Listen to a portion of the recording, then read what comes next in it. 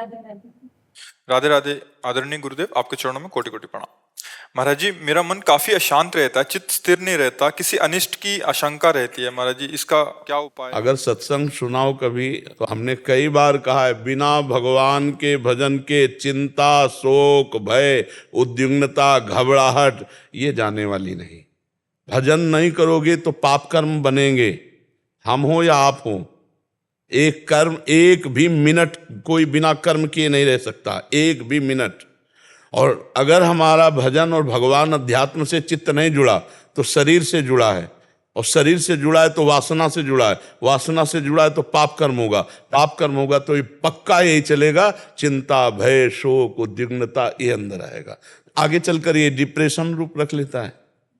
तो अगर हम नाम जप करें, भगवान का आश्रय ले लें, सत्संग सुने, गंदे आचरणों पर रोक लगा दें तो अभी ठीक हो जाए।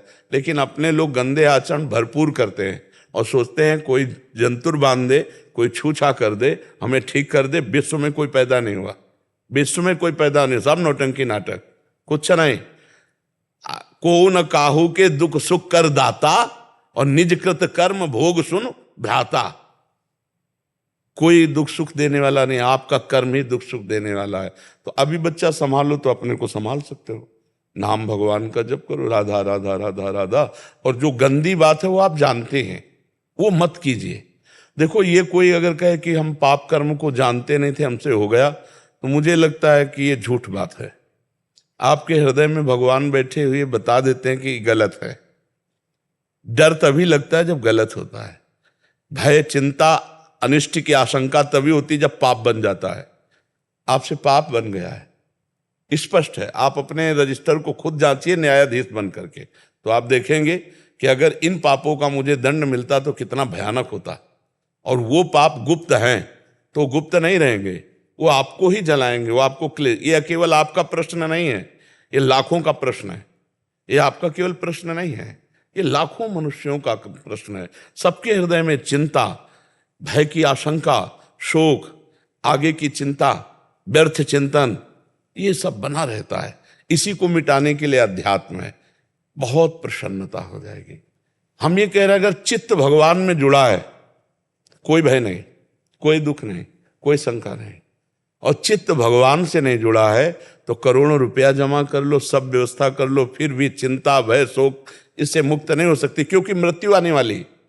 सबसे भयावह दृश्य जो है कि जो कुछ हमने समेटा, इतनी मेहनत से कमाया, घर, मकान, दुकान, पुत्र, पति, सब परिवार, सब, वो एक मिनट में छुटा देगी मृत्यु, और आपको अकेला जाना है। वो भय कैसे मिटेगा? और छोटे मोटे भय तो है ही, और भय और अनिष्ट। जब मेरे इतने बड़े स्वामी प्रभु हैं तो अनिष्ट कौन है? सब पैदा हो गया जो अनिष्ट कर सकता है। अगर मेरे प्रभु का विधान है तो होके रहेगा, तो चिंतन ठीक हो जाएगा यदि भगवान की शरण में होकर नाम जप करोगे। पर यह जरूर है कि पाप कर्म करोगे तो हमारी बात पर चल नहीं सकते आप, हमारी बात को समझ नहीं सकते आप। और अगर सही ढंग से चलोगे तो बिल्कुल मस्ती छा जाएगी। इतने बड़े प्रीतम भगवान हैं हमारे, हमारा कौन अनिष्ट कर सकता है? हम क्यों चिंता करें? जब इतने बड़े स्वामी हमारे हैं तो हम चिंता क्यों करें? तो आपका भगवान से यदि संबंध भाव बन जाए कि हमारे प्रीतम, तो अनिष्ट की चिंता क्यों? कौन अनिष्ट कर सकता है? कौन अनिष्ट कर सकता है जब हमारे भगवान हैं? पर चिंतन खाली और पूर्व का पाप वो प्रेरित करके क्लेश देता रहता है। इसलिए नाम कीर्तन करो, नाम जप करो, सत्संग सुनो और प्रसन्न रहना सीखो। और वो प्रसन्न तभी रहा जा सकता है जब बड़े का भरोसा हो। अपना कोई बड़ा हो, खूब धनी, मानी, बलवान, सब कुछ जानने वाला, तो एक भरोसा हो जाता है ना। और भगवान कह रहे हैं, अनन्यश्चिन्तयन्तो माम ये जना परिपासते तेषां नित्याभियुक्ता नाम योगक्षेमं वहाम्यहम्। तुम केवल मेरा अनन्य चिंतन करो, भजन करो, योगक्षेम का वाहन मैं करूंगा, देख लूंगा। और वो सर्वज्ञ हैं, सर्वत्र हैं, सर्वशक्तिमान है। हमें भरोसा नहीं होता। और एक मरण धर्मा आदमी कह दे, कोई पदाधिकारी हो, तो हम आज से भरोसे में हो जाएंगे। और भगवान तो हमारे पास ही हैं, क्योंकि सर्वत्र हैं तो यहाँ भी हैं, और सर्वशक्तिमान है तो कोई दुर्लभ बात नहीं है। और मुझे बहुत प्यार करते हैं क्योंकि हम उनके बच्चे हैं, तो हमारा संबंध बनता है भगवान से मांगना। तो इसलिए भगवान से जब तक हम नहीं जुड़ेंगे तब तक हमें शांति नहीं मिलने वाली। ये आजकल जो बहुत नौटंकी नाटक माया के चल रहे हैं, न राम, न कृष्ण, न हरि, न भजन, न साधन, न कोई मतलब। और अगर सही ढंग से कि हम कह रहे हैं तुम्हारे पापों का परिणाम ही तुम्हें क्लेश देगा, तुम नाम जप करो, भगवत चिंतन करो, पापों को भस्म कर दो, भगवान का भरोसा करो, अभी आनंद आ जाएगा। इन बातों पर विश्वास कम होता है, बहुत पवित्र हृदय को होता है। कुछ जैसे श्री जी से मांगते हैं, तुरंत दिल करता है कि रिक्वेस्ट कैंसिल कर दो। पहले बाहर से मन बना के आते हैं कि श्री जी से कुछ जो मांगते हैं, फिर कहते हैं श्री जी रिक्वेस्ट कैंसिल। बिल्कुल यही प्रेम है। जो मांग है वो देह भाव से है, और जो कैंसिल करने की बात है ये प्रेम का है। मतलब दोनों चीज चल रही है अभी, अंदर देह भाव भी है और कहीं ना कहीं प्रियाजू से अपनापन है कि प्रियाजू हम जो मांग रहे हैं हमारी मांग है, पर प्रियाजू आप इसे पूरी ना करना, क्योंकि कहीं पूरी हो जाए हम आपसे दूर हो जाए तो ठीक नहीं है। हमें वो कष्ट वो दुख बहुत अच्छा है जो आपसे जोड़े रहे, वो सुख वो संपत्ति बहुत बुरी है जो आपसे अलग कर दे। ये बहुत अच्छी बात है, बहुत अच्छा हृदय है, और ऐसा ही भाव धीरे धीरे बढ़ाना चाहिए। और फिर कोई भी मांग नहीं रखनी चाहिए। क्या मांग रखनी? जैसे अपनी माँ को पता है कि बालक को कब बाल भोग पवाना है, कब हमें राजभोग पवाना है, कब शयन करवाना है, ऐसे मेरी श्री जी को पता है कि मुझे कब क्या देना। सब व्यवस्थाएं भगवान कर रहे हैं, तो हमें मांगने की जरूरत। हमें एक बार भी श्री जी से नहीं कहा तुम्हारी गरज हो तो करो, हम क्या, हम तो तुम्हारे लिए है। अगर भाई हमें तड़पाओगी तो राधा राधा बोलेंगे, और दवाई दोगी तो राधा राधा बोलेंगे। अब तो राधा के सिवा हमारा जीवन कुछ है नहीं। अब तुम देखो कैसे महलों में रखो, चाहे झोपड़ी में वास दो, भूखे रखो, चाहे जैसे आप छके रखो, आपका विषय है। तो हमें लगता है कि वास्तविक बात तो यह है कि मांगने की जरूरत है नहीं, और अगर मांगना ही हमें तो फिर प्रभु से ही मांगे, दूसरे से ना मांगे। बने तो रघुबर ते भले, बिगड़े तो भरपूर, तुलसी औरन ते भले, ताबली पे धूल। बहुत बढ़िया श्री जी व्यवस्था करती है, उनकी व्यवस्था लोक परलोक सब संभाल देती हैं, सब संभाल देते हैं। रश्मि दुबे जी दिल्ली से। श्री हरिवंश, राधे राधे। राधे राधे महाराज श्री, आपके चरणों में कोटि कोटि प्रणाम। महाराज श्री, जब एक बार हमने स्वयं को प्रभु को समर्पित कर दिया तो फिर क्या हमें बार बार अपने सभी कर्मों को भी प्रभु को समर्पित करना होगा? क्योंकि दिन भर अभी समर्पित जब हो जाओगी तो प्रश्न ही नहीं रहेगा। जब तक वास्तविक समर्पण नहीं होता तब तक एक बार समर्पण क्या लाखों बार समर्पित करना है। अभी समर्पण हुआ कहाँ से है? क्या समर्पण किया है? केवल वाणी से आप बोल रहे हैं, क्या समर्पण है? और जब सब कुछ समर्पित हो जाता है तो फिर वहाँ कुछ सवाल ही नहीं उठता है, वहाँ प्रश्न ही नहीं उठता है। न सोचती न कांक्षती। जो समर्पित हो गया वहाँ न कोई सोच रह जाती, न कोई चाह रह जाती। आपकी अभी चाह भी है, सोच भी है, अभी समर्पित नहीं है आप। इसलिए बार बार हर कर्म समर्पित करते रहो, अपने आप को समर्पित करते रहो, अपनी वाणी को समर्पित करते रहो, अपने हृदय को, अपनी क्रियाओं को, सबको समर्पित करते रहो। जब एक दिन समर्पण हो जाएगा तो सकल कामनाहीन जे राम भगति रसलीन। अब कुछ अपना बचा ही नहीं तो समर्पण क्या करें? समझ रहे ना? ये अभी स्थिति नहीं है आपकी, इसलिए हम आपको बता रहे हैं कि आप अपने कर्मों को समर्पित कीजिए और बार बार समर्पित कीजिए। भगवत समर्पण की वृत्ति जब स्वयं समर्पित हो जाता है तब जागृत होती है। अभी स्वयं में आप एक स्त्री हैं, स्वयं में आप अभी एक चाहत हैं, अभी कई आपके अंदर कामनाएं हैं, कई प्रश्न हैं, कई समस्याएं हैं, तो समर्पण किसको किया है? आप हमारी बात समझ रहे हैं? तन आपका है, मन आपका है, चेष्टाएं आपकी है, तो समर्पण क्या है? केवल दिमाग और वाणी से हम कह रहे हैं कि हम भगवान को समर्पित हैं, तो क्या बार बार समर्पित करें? यही बता रहा है कि समर्पित नहीं है। नहीं, समर्पित हुई गोपिकाएं, समर्पित हुए प्रेमी जन बार बार अपने को समर्पित करते रहते हैं। जब तक अहम शेष रहता है तब तक समर्पण की प्रक्रिया चलती रहती है, और जब विस्मरण ही हो गया अहम का ही, एक रहे हो नंदलाल अपनी शुद्धि ना रही, एक रहे हो नंदलाल, फिर क्या समर्पण रहेगा? ये समर्पण की पूर्णता हो जाती है। तो जब तक ऐसी पूर्णता नहीं है तब तक हमको शास्त्राज्ञा संताज्ञा मानकर बार बार हर क्रिया, हर चेष्टा, हर भाव प्रभु को समर्पित करते रहना। इससे हमारे हृदय में अहम का नाश होकर भगवान की विशुद्ध भक्ति जागृत हो जाएगी। समझ पा रही आप? महाराज जी, अगर दिन में कोई ऐसी क्रिया हो जाए जैसे किसी की निंदा हो जाए तो भगवान से क्षमा याचना मांगनी चाहिए, हृदय में ताप पैदा होना चाहिए, आगे से ना करने का नियम लेना चाहिए। वो समर्पित नहीं की जाती, उसे पश्चाताप करके भस्म किया जाता है। प्रभु मेरे से गलती हो गई, अंदर से दाह होना चाहिए, ऐसा कैसे हो गया? किसी की निंदा मैंने क्यों कर दी? कोई मैं बहुत अच्छी हूँ क्या जो दूसरे की निंदा करती हूँ? हमारे अंदर खुद इतने दोष हैं। पहला दोष परदोष दर्शन, अगर परदोष दर्शन न होता तो मैं निंदा कैसे करती। हे भगवान, मुझे सद्गुण सद्बुद्धि प्रदान करो जिससे मैं आपकी योग्य बन सकूं, मैं किसी की निंदा न कर पाऊं, हर जगह आपको देख पाऊं। समझ पा रहे हैं ना। हाँ, तो हम अंदर से जलें, अंदर से ताप पैदा करें, उसे प्रायश्चित कहते हैं। ये प्रायश्चित करेंगे तो हम उसको समर्पित नहीं करना, नहीं, भगवान को समर्पित किया हुआ कर्म अनंत गुना बढ़कर फल देता है। तो इसलिए हमें भगवान को हम अपवित्र वस्तु, अपवित्र क्रियाएं थोड़ी भोग लगाते हैं। ऐसे हम गंदे कार्य अगर हो जाए तो भगवान के सामने प्रायश्चित करें, क्षमा याचना करें, और जो अच्छे हो जाए भगवान को समर्पित करते चले जाएं। और कोई क्रिया हमें पता ही ना चले, कोई गलत हो गई दिन में हम तो वो भगवान को समर्पित कर दो, वो सब ठीक हो जाएगा। जैसे खाना बनाया तो प्रभु को बोले कि हमने जो समय दिया भोजन बनाने में आपको समर्पित। नहीं, वो तो थाल में लेकर उनको भोग लगाओ जाके। हाँ, तो तो इसके समय उसमें गया। हाँ, फिर बच्चे को पढ़ा रहे हैं, बिल्कुल बिल्कुल बिल्कुल। तो हर बार बोलना है कि भगवान ही आप। ये अंदर की बात है, हमारी बार बार वृत्ति जुड़ेगी ना प्रभु से।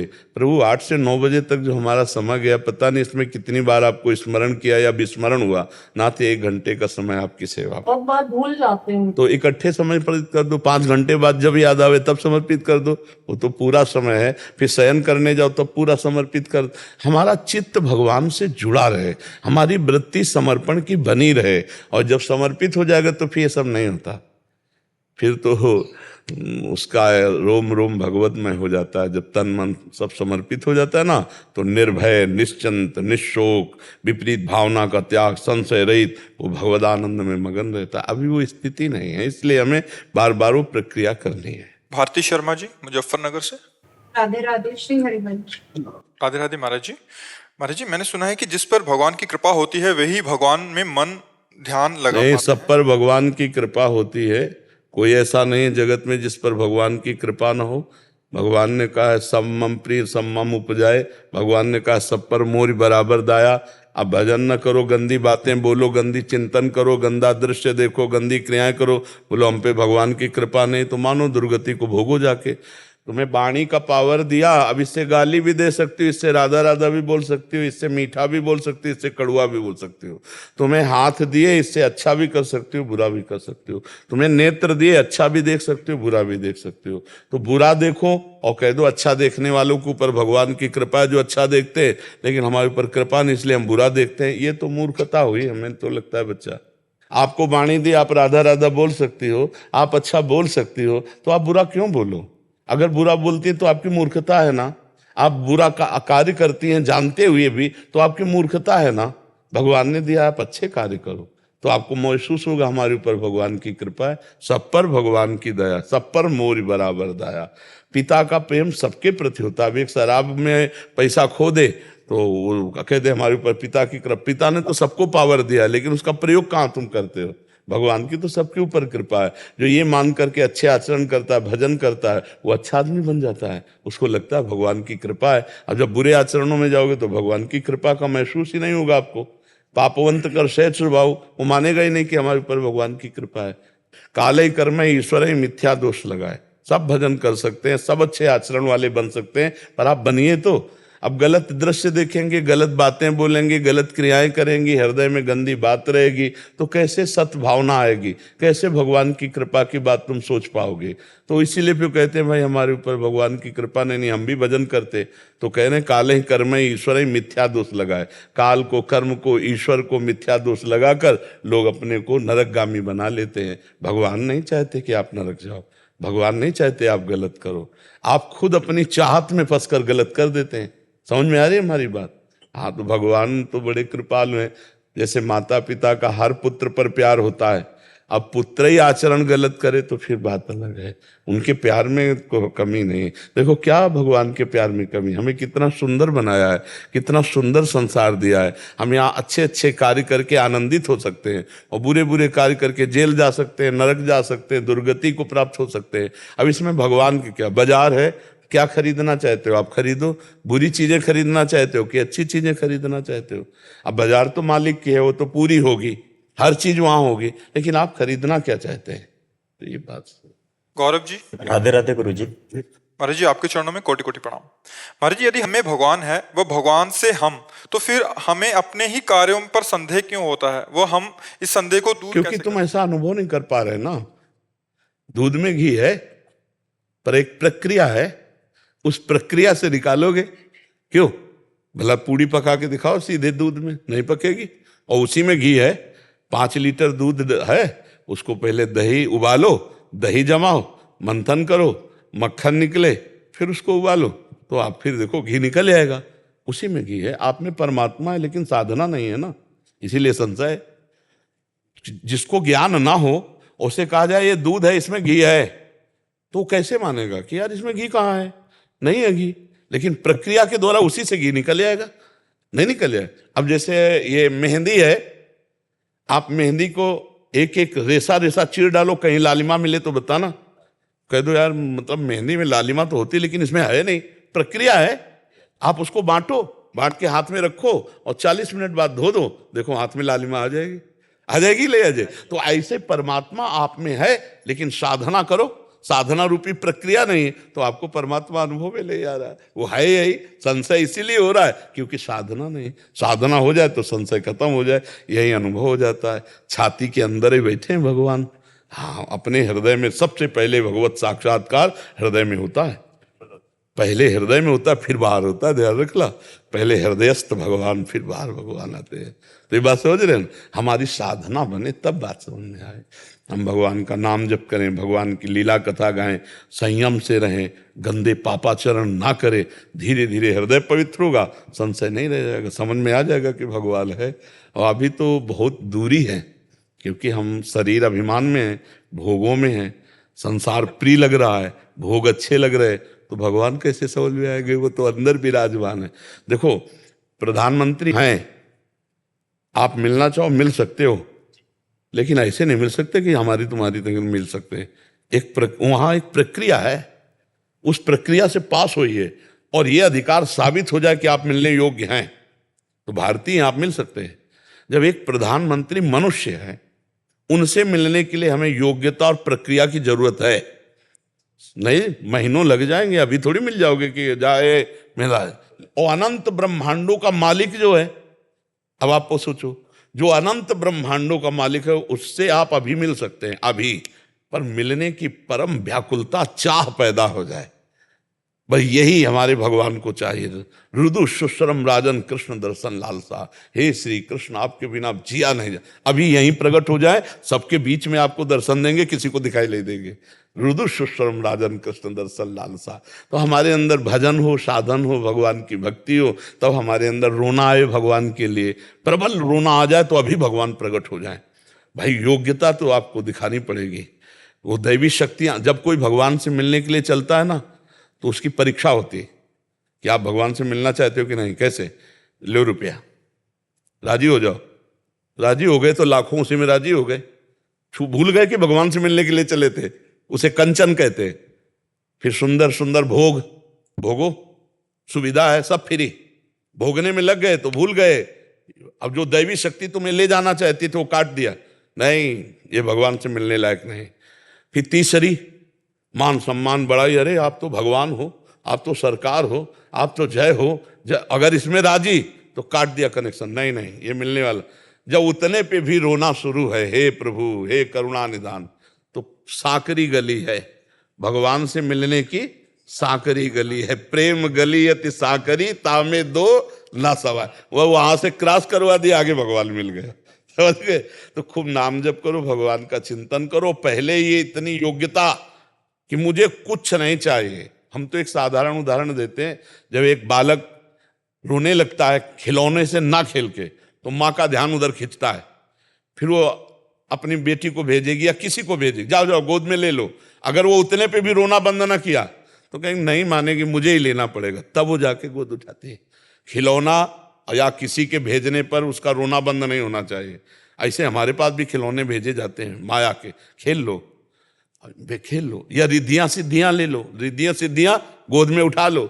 ना रिद्धियां सिद्धियां, ना कोई खिलौना भोग सामग्री, और जिसका रोना चलता रहा फिर भगवान मिल जाते हैं। कविना हंसना छोड़ दे, रोने से कर प्रीति, बिन रोए किन पाइया प्रेम प्यारा मीत। हमारा भजन न होगा, भगवान से प्यार नहीं होगा, तो यही भगवान है, हम नहीं जान पाएंगे कि भगवान है। उसकी प्रक्रिया है, साधना करें तो भगवान हमारे हृदय में ही अनुभव में आ जाएंगे कि भगवान है।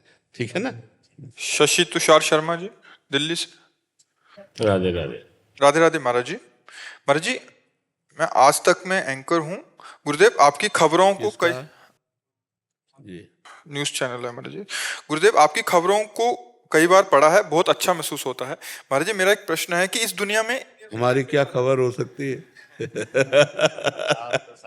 नहीं, हम कह रहे हमारी खबर क्या हो सकती है? महाराज जी, आपके जो वचन है, अच्छा, ये बात आपके जो वचन है वो एक छोटे से कमरे से निकलकर पूरे भारत में और भारत के बाहर जैसे फैले हैं। मतलब ये बताने में भी हमको चीजें का ये शरीर इतना भजनानंदी नहीं है, शिक्षक है, लेकिन जितना भी बच्चों को बता पाते हैं, जो भी बता पाते हैं, वो आप ही के आशीर्वाद से जो भी निकलता है उसकी प्रेरणा ऐसा लगता है कि प्रभु जी आपसे ही मिल रही है। तो इस मुझे से फैल रहे हैं आप। जैसे आपने बताया कि आपका एक बाहर निकलना बंद हो गया था परिक्रमा कुछ समय के लिए, फिर आप जैसे बताते हैं कि हमको अपना मोरल डाउन नहीं करना, कैसे हमको बहुत जिजीशुबा दिखानी है, कैसे हिम्मत दिखा के आगे बढ़ना है। जितने हमारे प्लेयर्स हैं, यंगस्टर्स हैं, तो बहुत पॉजिटिव न्यूज जाती है, हिम्मत आती है। कई सारे लोग कहते हैं कि उन्होंने सुसाइड करने का जो ख्याल था वो त्याग दिया, तो मतलब बहुत खुशी होती है। महाराज जी, इनका प्रश्न है कि इस दुनिया से कैसे तर जाएं। कोशिश बहुत रहती है लेकिन आसपास का माहौल प्रभावित करता है बहुत। नहीं, इसमें तरना क्या है हमको ये समझना। यहाँ कोई समुद्र थोड़ी दिखाई दे रहा है। अब देखो, जैसे कहते हैं दुनिया एक भव समुद्र है और हमें भव समुद्र से पार होना है, तो आप कहीं बूंद पानी देखते हैं क्या कि इससे ये भव समुद्र है, इससे पार होना है? पार होना है हमारे अंदर जो ये भाव बैठ गया कि मैं स्त्री हूं, मैं पुरुष हूं। अब देखो, हम तुम्हें भव समुद्र दिखा रहे हैं। इस शरीर में ममता होने से, अहमता होने से अब हमको इस शरीर की आवश्यकताएं हो गई, देखना, सुनना, भोगना, चखना। अब वो इतनी बढ़ गई कि जो सीमाएं थी उन सीमाओं का उल्लंघन करके हम अमर्यादित भोग भोगने लगे। अब ये भव समुद्र है, भ्रम समुद्र जिसे कहते हैं। भव समुद्र का मतलब समझो, भ्रम समुद्र। अब हमारी इतनी गंदी बातें मन में छा गई कि जो नहीं करना चाहिए वो हम करना शुरू कर दिए। देखो, इस संसार में कोई ऐसा नहीं जन्मा है भगवान या भगवान के दिव्य पुरुषों के सिवा जिसको माया मतलब भ्रम ने गलत न करवा दिया हो। भूमि परत भा ढाबर पानी, तिम जीवई माया लपटानी। जैसे आकाश से निर्मल जल गिरता है, पृथ्वी में आते ही गंदा हो जाता है, ऐसे ही माँ के गर्भ से निकलते ही एक भ्रम हमारे अंदर, माया लिपट गई, माया भ्रम लिपट गया। अब हम फिर इस शरीर को मैं मानकर गलत करते हैं। अगर हम गलत ना करें तो उचित भोग भोगते हुए हम अपने आप भगवत प्राप्त हो जाएं। जैसे पिता की संपत्ति पर पुत्र का स्वयं अधिकार हो जाता है, उसको उसके लिए कुछ प्रयास नहीं करना पड़ता, ऐसे ही धर्म पूर्वक चलने वाला, भगवान का नाम जप करने वाला, दूसरों की सेवा करने वाला स्वयं परम पद का अधिकारी हो जाता है। जैसे पिता की प्रॉपर्टी पर पुत्र का स्वयं राजकीय विभाग से अधिकार हो जाता है। अब हम लोगों ने क्या किया, गलती कर दी। जो ही जवानी हमारी यौवन अवस्था जागृत होने के, अब हम पाप पे पाप किए जा रहे हैं। जो भगवान ने मर्यादा बनाई है उसका सब उल्लंघन, अब भव समुद्र में फंस गए। भव माने भ्रम समुद्र में। भ्रम, इतना भ्रम फैल गया कि हम नशा में सुख मानने लगे, पराई माता बहनों की तरफ गंदी दृष्टि, कितना राक्षसी भाव आ गया। जैसे मुझे अपना शरीर प्रिय है, या ऐसे काट के देखो लगता है, ऐसे वो एक माता बहन का शरीर है और हम उसके प्रति कैसी भावना रखते, कैसे कैसे राक्षस लोग, वो तो आप समाचारों में सुनते हैं। दूसरा, हमें अपना शरीर जितना प्रिय है, पशु पक्षियों को भी उतना शरीर प्रिय है। आप उन पशु पक्षियों के साथ अत्याचार करके उनको मारकर उबाल कर खा, अब ये भव समुद्र आ गया। अब डूबोगे, अब मरोगे, तुमको वैसे ही भोगना पड़ेगा। नहीं तो हम आपको सच्ची कहते हैं, कोई भव समुद्र नहीं है। आप सही आचरण से चलो तो आपको तरने की चिंता नहीं होगी, आप जीते जी तर जाओगे। बस इतनी बात समझ लो कि जो आत्मना प्रतिकूलानी परेशान न समाचरित, आपके साथ जो व्यवहार किया जाए आपको पसंद ना आवे, वो व्यवहार आप किसी के साथ मत करो।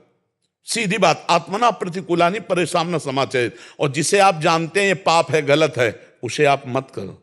आप देखो, अभी नाम जप करते बहुत आराम से बहुत समुद्र पार हो जाओगे। गोस्वामी तुलसीदास जी लिख रहे हैं, नाम लेत भव सिंधु सुखाही, करहु विचार सुजन मन माही। नाम लेते ही भव समुद्र सूख गया, है ही नहीं, कुछ पारे नहीं होना। राधा राधा राधा राधा। और जैसे अपनी बहन ऐसे पराई बहन की तरफ भाव रखो, जैसे अपना शरीर प्रिय ऐसे दूसरों के शरीर का प्रियता का भाव रखो। हमें कोई गाली दे, हमें पसंद नहीं तो हम किसी को गाली नहीं देंगे। हमारा कोई चोरी छल कपट करे, पसंद नहीं तो हम दूसरे के साथ चोरी छल कपट नहीं करेंगे। अभी आप भव समुद्र से तरे हुए हो, बस नाम न छूटे, हमारी बात इतनी पकड़ लो। कलयुग केवल नाम आधारा, सुमिर सुमिर नर उतर ही पारा। अब इसमें यज्ञ ध्यान धारणा समाधि आप सच्ची मानना सामर्थ्य नहीं रह गई। अगर हम यज्ञ भी करना चाहें तो हमारे पास सामग्री नहीं है, कहां से शुद्ध घी गाय का मिले? विचार कर, हविष्यान्न कि इतनी खाद पड़ रही, इतने केमिकल पड़ रहे हैं कि यज्ञ लायक है ही नहीं हो, हविष्यान्न भी नहीं रह गया, तो यज्ञ क्या करें? आप सोचो यज्ञ में कितने ट्रकों घी की आवश्यकता होती, कहाँ शुद्ध घी मिलेगा? बड़ी विचित्रता है, कहाँ वो पदार्थ मिलेंगे? अच्छा, कहाँ ऐसे विद्वान मंत्रवेत्ता मंत्र सिद्ध मिलेंगे कि जो स्वाहा बोले वो देवता के पास पहुंच जाए? तो इसलिए कृतयुगे ध्यायते विष्णु त्रेतायाम यजते मखई द्वापरे परिचर्यायाम कलौ तद्धरि कीर्तनात्। जो सतयुग में था ध्यान के द्वारा भगवत प्राप्ति, त्रेता में यज्ञ के द्वारा, और द्वापर में पूजा के द्वारा, और कलयुग में केवल नाम नाम। इसीलिए हर प्रश्न का उत्तर नाम होता है। आप नाम जब कीजिए, ना रुपए की जरूरत है, ना पवित्रता की जरूरत है। अपवित्र पवित्रो वा सर्वावस्थांगतो पिवा या स्मृत पुंडरीकाक्षम स्वायाभ्यंतरा शुचि। वाय और अभ्यंतर दोनों पवित्र हो जाओगे और लोक परलोक में सब सुख मिलने लगेगा। ये ध्यान रखना। राम नाम मणिदीप धर जीह देहरी द्वार तुलसी भीतर और बाहर जो चाहा सुजियार। और लोक में भी आपका मंगल होगा, परलोक में भी मंगल होगा। तो इस संसार से गृहस्थी में, संसार में रहते हुए भोग उचित भोगते हुए धर्मयुक्त नाम जप करने वाले को सहज में भगवत प्राप्ति हो जाती है, जैसे पिता की प्रॉपर्टी पर सहज में पुत्र का अधिकार हो जाता है। मुकुल जी मुंबई से। राधे राधे महाराज। राधे राधे महाराज जी। महाराज जी, मैं आपका एकांतिक वार्तालाप लगभग 1 वर्ष से निरंतर सुन रहा हूँ। महाराज जी, मेरा एक प्रश्न है कि सेवा में निस्वार्थ भाव कैसे उत्पन्न होगा, और जैसे आप कहते हैं कि नेकी कर दरिया में डाल, वो स्थिति कैसे प्राप्त होगी? जब अहम गलित होता है तब ये बात आती नहीं। तो अहम को जो हमने किया वो अच्छा जो किया वो हजारों लोगों में प्रकाशित होना चाहिए। ये अहम की वृत्ति होती है कि जो मैंने अच्छा, बुरा नहीं प्रकाशित होना चाहिए, अच्छा प्रकाशित हो। जो हमने दान किया, पुण्य किया, सेवा किया, वो हजारों लोग जाने। ये जो जनाने की प्रक्रिया है वो अहंकार में होती है, समझ रहे ना? वो अहंकार जब ज्ञान के द्वारा नष्ट हो जाता है तब समझ में आता है। तो दियम वस्तु गोविंदम तुभ्यमेव समर्पये। हे गोविंद, आपने मुझे जो सामग्री दी, लेने वाले के रूप में आप ही हो, मैं आपको दे रहा हूं।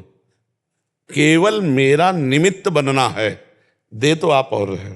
रहीमदास जी एक बार कुछ भेंट बांट रहे थे, तो ऐसे बांट रहे थे ऐसे, तो लोगों ने कहा नेत्र क्यों नीचे किए हो? तो रहीमदास जी ने कहा देनहार कोई और है, देत रहत दिन रैन, लोग भरम मोह पे करे, तासो नीचे नैन। देने वाला तो कोई और, जो रात दिन सबको देता रहता है।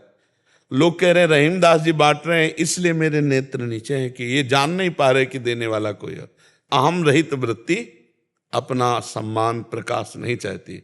वो तो ऐसा कि धरोहर के रूप में तदीयम वस्तु आपके द्वारा दी वस्तु गोविंद आपको समर्पित है, इसमें तो मैं निमित्त मात्र हूं। दूसरा क्या था? सेवा में निस्वार्थ भाव। हाँ, सेवा में निस्वार्थ भाव तब होता है जब भगवत भाव सामने वाले में होता है। जैसे हम अपने बच्चे को पवाएं, अपने बेटे को बढ़िया नहला धुला कर खवा पिया करके, तो उससे आपसे पूछा जाए कि आपका क्या फल इसका चाहोगे, तो आप कहोगे पागल हो क्या? फल चाहा जाता है दूसरों को खवा के। ये तो मेरा बेटा है, बेटे को पवाने में क्या फल पुण्य? समझे हमारी? जब हम सब में अपना भगवत भाव करेंगे तो अपने प्यारे को पवा रहे हैं, फिर हमको उसमें दान पुण्य का क्या भाव रहेगा?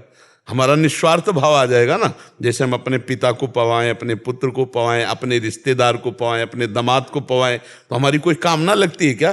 क्योंकि हमारा वो रिश्तेदार है। ऐसे हम किसी की सेवा जब करें तो भगवत भाव से करें। सो अनन्य गति जाके असमति न टरे हनुमंत, मैं सेवक सचराचर रूप स्वामी भगवंत। अब सकामता नहीं रह जाएगी, अब निष्कामता आ जाएगी। सर्वत्र भगवत भाव, प्रिय भाव, अपने प्रीतम का भाव, तो कामना नहीं रह जाएगी और अहंकार नष्ट हो जाए तो ये दान पुण्य के प्रकाश की बात नहीं रहेगी। दोनों बातें समझ जाएंगी। नाम जप करते हुए भगवान का आश्रय लो तो वही सब संभाल देंगे।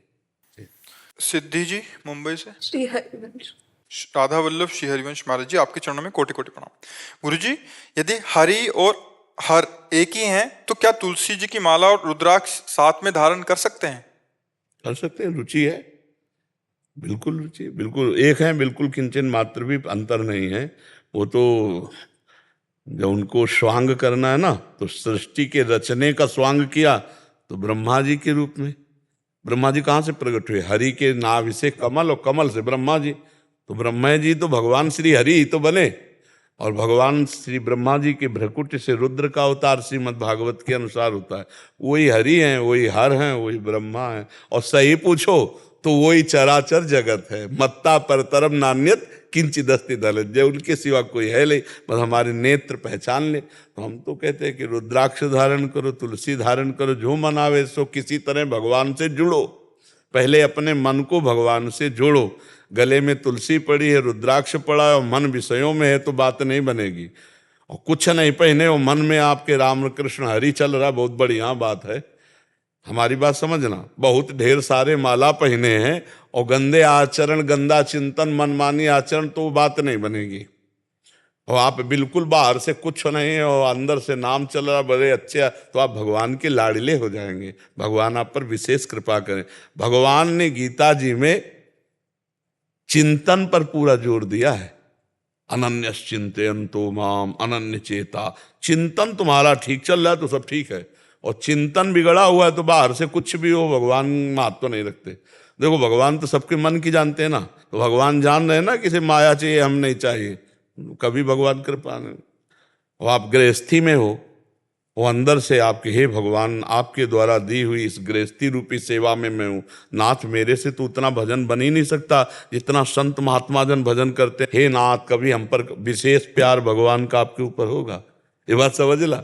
भगवान अंदर की बात देखते, बाहर की बात नहीं देखते।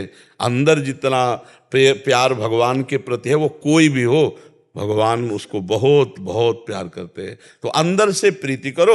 आपका मन है रुद्राक्ष पहन लो, आपका मन है तुलसी पहन लो, आपका मन है ना पहनो।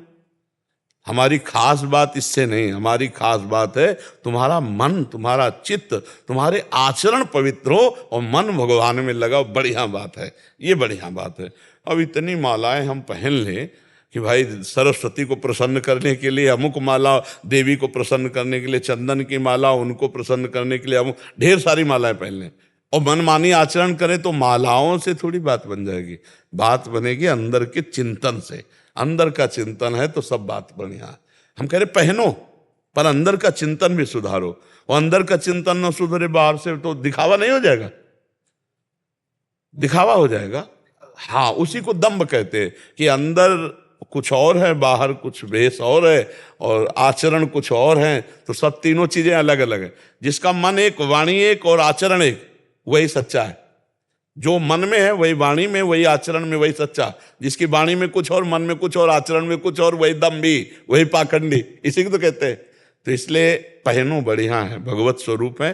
तुलसी जी भी और भगवत स्वरूप है, रुद्राक्ष भी। पर हम भगवान की आज्ञा के अनुसार चलें, अच्छे आचरण करें तो उन माला का महत्व है।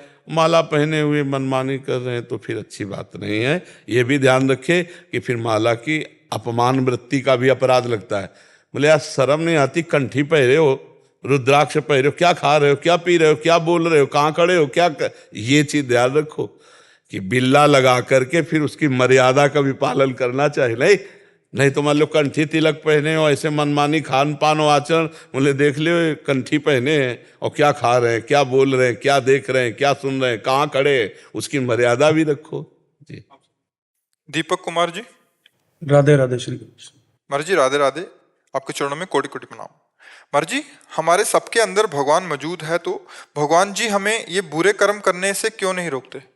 क्योंकि भगवान साक्षी मात्र हैं, तुम्हें छूट दे देगी। जैसे तुम्हारे पिता तुम्हें 500 रुपये दे दिए और तुम्हें भेजा, जाओ बाजार है, अब तुम 500 की दारू पी करके नाली में गिरे पड़े मिलोगे, तो पिता ने तो नहीं कहा था।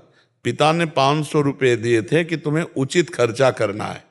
अब इसके बाद तुम्हारे थप्पड़ चलेंगे, जब लौट के जाओगे और दोबारा 500 रुपया नहीं मिलेंगे।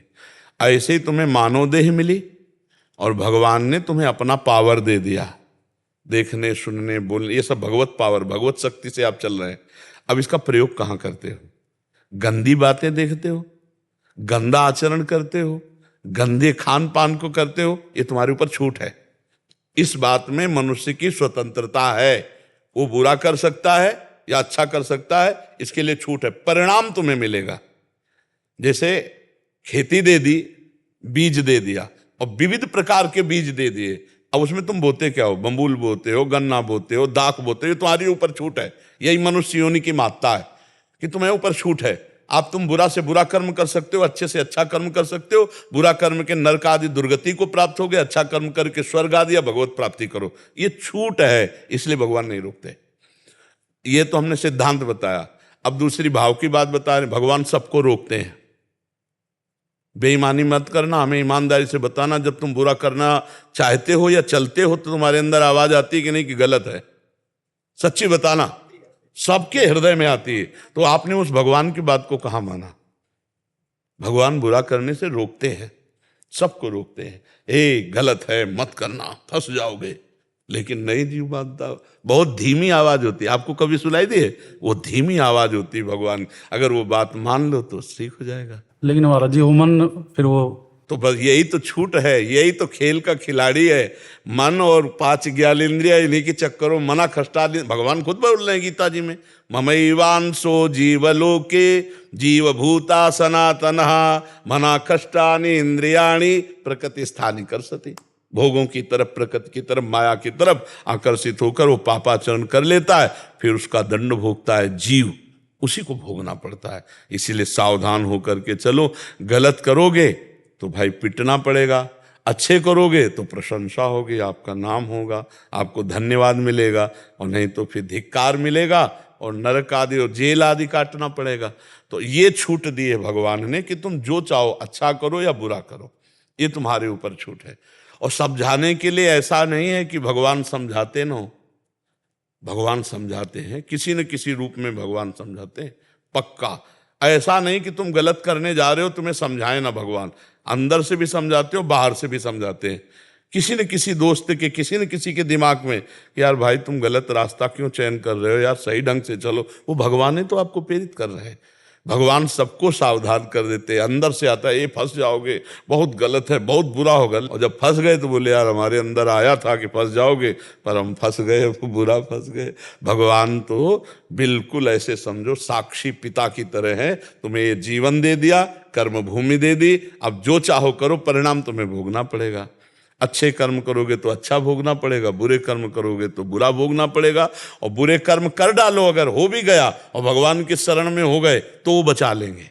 अहम तो हम सर्व पापेभ्यो मोक्षयिष्यामि मा शुचा। एक उपाय, जैसे वकालत भी पक्की हो गई और न्यायाधीश ने निर्णय भी पक्का कर दिया कि तुम्हें फांसी की सजा, तो भी एक पॉइंट अभी बकाया है, राष्ट्रपति से क्षमा याचना कर लो तो वो बचा सकते। तो अखिल ब्रह्मांडों के राष्ट्रपति भगवान श्री कृष्णचंद्र जो हैं, श्री हरि हैं, तो उनसे प्रार्थना करो, वो सारे पाप नष्ट करके आज भी मंगल कर देंगे। पर नाम जप करो और आगे पाप ना करो। जो पीछे हो गए उनका प्रायश्चित भगवान के नाम जप से, भगवान के भजन से हो जाएगा। समझ पा रहे आप? शौर्य जी अजमेर राजस्थान से। राधे राधे महाराज जी, आपके चरणों में कोटि कोटि प्रणाम। महाराज जी, हमारा भाग्य तो पैदा होने के साथ ही तय होता है, तो फिर कर्म का सिद्धांत हम पर कैसे लागू होगा? क्या कर्म हमारे भाग्य को परिवर्तित कर सकते हैं? मनुष्य योनि में यही किसका प्रश्न है? मनुष्य योनि में यही महानता, यही विशेषता है जो कहा गया दुर्लभो मानुषो देहो। इसकी दुर्लभता यही है कि जैसे पशु अपने भाग्य को नहीं बदल सकता, उसको भोगना ही पड़ेगा। और वो नया कर्म नहीं कर सकता। केवल एक योनि है मनुष्य योनि। 84 लाख योनियों में 83,99,999 योनियां वो नए कर्म करके अपने भाग्य को नहीं बदल सकती, लेकिन मनुष्य योनि में नए कर्म करके भाग्य बदलने के विधान रखा गया है। इसलिए कहा बड़े भाग मानुष तन पावा, सुर दुर्लभ सद ग्रंथन गावा, साधन धाम मोक्ष कर द्वारा, पाए न जे परलोक संभारा। हम अपने अच्छे और बुरे दो मिश्रित प्रारब्ध कर्म से बना हुआ शरीर है, इसको हमें भोगना पड़ेगा। जैसे लिखा है कि आपको 15 वर्ष की आयु में ऐसा होगा, 20 वर्ष की आयु में ये होगा, 30 वर्ष की आयु वो होगा।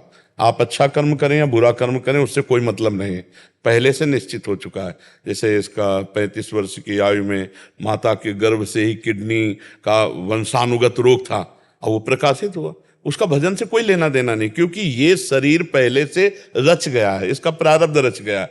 अब इस शरीर के भोग को परास्त करते हुए भगवान की प्राप्ति या कर्मों को मिटाकर अच्छे सुखों को प्राप्त करना, ये हमारे नए कर्म का फल है। तो हम अब भजन के प्रताप से अब हमारा ये जो अगला आएगा, एक तो जन्म नहीं होगा, अगर जन्म होगा तो ऐसा होगा कि जैसा है ऐसा नहीं होगा। अब शरीर ऐसा होगा कि दिव्य होगा और भगवान के नाम गुण लीला का प्रचार प्रसार करने वाला होगा, अगर होगा, नहीं तो फिर नहीं होगा भगवान के धाम। क्योंकि नई खेती बहुत बढ़िया है, बचपन से और अभी तक जो बोया गया है उसकी फसल बहुत जोर की है। ये पुरानी फसल आके सड़ियल हमको गिराना चाहती थी तो हमें गिरा नहीं पाई, क्योंकि 18 वर्ष हो गए, सब कष्ट है, लेकिन हमारी दिनचर्या चल रही है, हमारा भजन चल रहा है, हमारा साधन चल रहा है। तो अगर हम केवल प्रारब्ध भोगते तो सड़ते होते ना। तो ये नवीन जो कर्म है ये हमारे पूर्व प्रारब्ध को दबा दिया। आया था प्रारब्ध मुझे नष्ट करने और नवीन कर्म ने उसको दबा दिया, और दोनों साथ ही चल रहे हैं, घुटने टेके दबा हुआ वो चल रहा है। कभी वो हमको दबाना चाहता है, कभी हम उसको दबाना चाहते हो, हमारी यात्रा पहुंच रही। जैसे कबड्डी के खेल वाले में विपक्ष दबा देला तो कबड्डी कबड्डी कबड्डी और पाली तक पहुंचना है, तो पाली तक राधा राधा राधा राधा राधा और आखिरी पाली राधा, पहुंच गए श्री जी के पास। तो हमारा नया कर्म अगर जोरदार का है तो हमारे पुराने कर्म को दबा देगा, नष्ट नहीं कर सकता।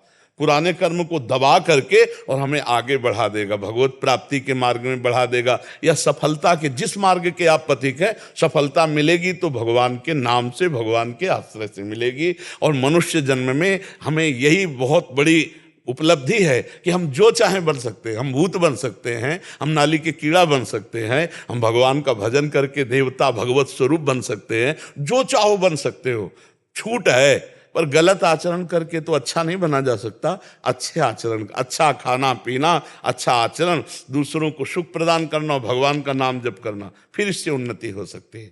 आप समझ पाए बच्चा जी? राधा राधा राधा